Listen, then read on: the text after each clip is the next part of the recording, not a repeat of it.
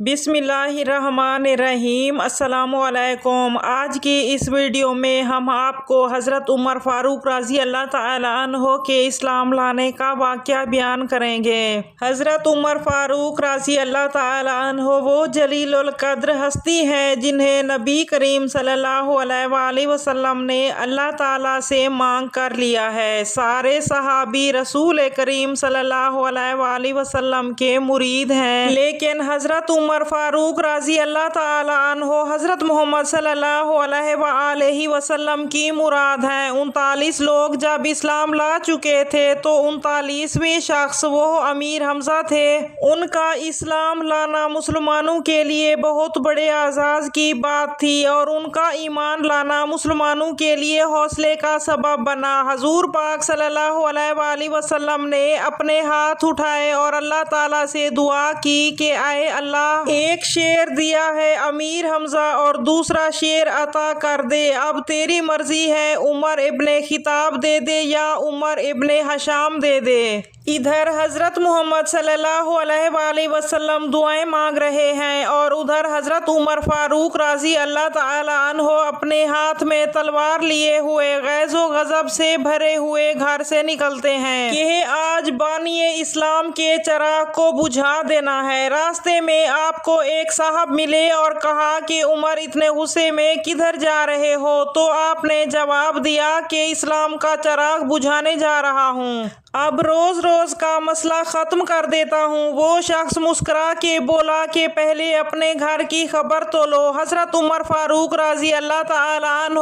نے پوچھا کہ میرے گھر کو کیا ہوا ہے؟ تو وہ شخص بولا تمہاری بہن فاطمہ بھی اسلام قبول کر چکی ہیں۔ حضرت عمر فاروق رضی اللہ تعالیٰ عنہ غصے میں آ جاتے ہیں اور اپنی بہن کی طرف چل پڑتے ہیں۔ جیسے ہی بہن کے گھر پہنچتے ہیں تو انہیں کمرے سے قرآن پاک پڑھنے کی آواز آتی ہے، جس سے ان کا غصہ اور زیادہ بڑھ جاتا ہے اور پھر زور زور سے دروازہ کھٹکھٹاتے ہیں تو اہل خانہ سمجھ جاتے ہیں کہ ماجرا کیا ہے۔ گھر والوں نے جلدی سے معلم کو چھپا دیا اور بہن نے آگے بڑھ کر دروازہ کھولا تو حضرت عمر فاروق رضی اللہ تعالیٰ عنہ نے اپنی بہن سے مخاطب ہو کر کہا کہ تم صابی ہو گئے ہو، اپنا دین چھوڑ دیا ہے، بتوں سے وفا کو ترک کر دیا ہے۔ اس کے بعد اپنی بہن کو بے تحاشا مارنا شروع کر دیا کہ آپ کی بہن کا سر پھٹ گیا اور خون بہنے لگا۔ فاطمہ بنت خطاب بولی کہ اے عمر، تم خطاب کے بیٹے ہو اور میں بھی خطاب کی بیٹی ہوں، تم جتنا چاہے ظلم کر لو، لیکن میں محمد عربی کا دامن کبھی نہیں چھوڑوں گی۔ اس پر حضرت عمر فاروق رضی اللہ تعالیٰ عنہ سوچنے پر مجبور ہو جاتے ہیں کہ وہ کون سی ایسی طاقت ہے جس نے اس کا ایمان اتنا مضبوط کر دیا ہے۔ پھر حضرت عمر فاروق رضی اللہ تعالیٰ عنہ کہتے ہیں کہ جو کچھ تم پڑھ رہی تھی وہ مجھے بھی سناؤ۔ تو حضرت فاطمہ نے کہا کہ اس کے لیے تمہیں غسل کرنا ہوگا۔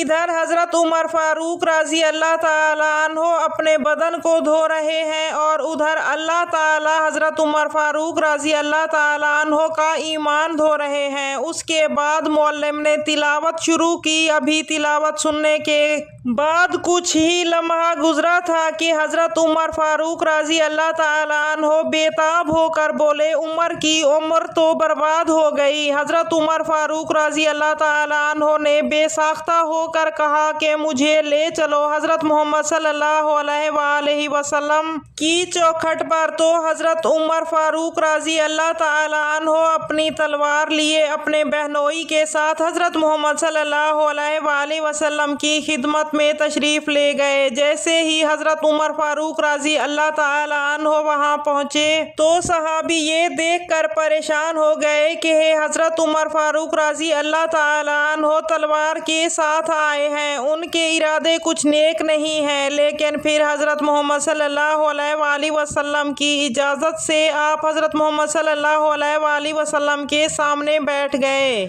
حضرت محمد صلی اللہ علیہ وآلہ وسلم نے فرمایا، اے عمر، ابھی وقت نہیں آیا ہے کہ تم اسلام لے آؤ اور مسلمان بن جاؤ۔ یہی وہ وقت تھا کہ حضرت عمر فاروق رضی اللہ تعالیٰ عنہ ایمان لے آئے اور ان کی زبان پر کلمہ جاری تھا۔ حضرت عمر فاروق رضی اللہ تعالیٰ عنہ کے اسلام لاتے ہی اللہ اکبر کی صدائیں ایسے گونجنے لگی کہ مکہ کی گلیاں بھی گونج اٹھی۔ حضرت عمر فاروق رضی اللہ تعالیٰ عنہ اسلام لانے کے بعد حضرت محمد صلی اللہ علیہ وآلہ وسلم سے پوچھتے ہیں، کیا حضور صلی اللہ علیہ وآلہ وسلم ہم حق پر نہیں ہیں؟ آپ صلی اللہ علیہ وآلہ وسلم نے فرمایا، بے شک ہم حق پر ہیں۔ پھر پوچھا، کیا اللہ کا دین سچا نہیں ہے؟ آپ صلی اللہ علیہ وآلہ وسلم نے فرمایا، بے شک اللہ کا دین سچا ہے۔ پھر سوال کیا کہ آپ صلی اللہ علیہ وآلہ وسلم اللہ کے سچے نبی نہیں ہیں؟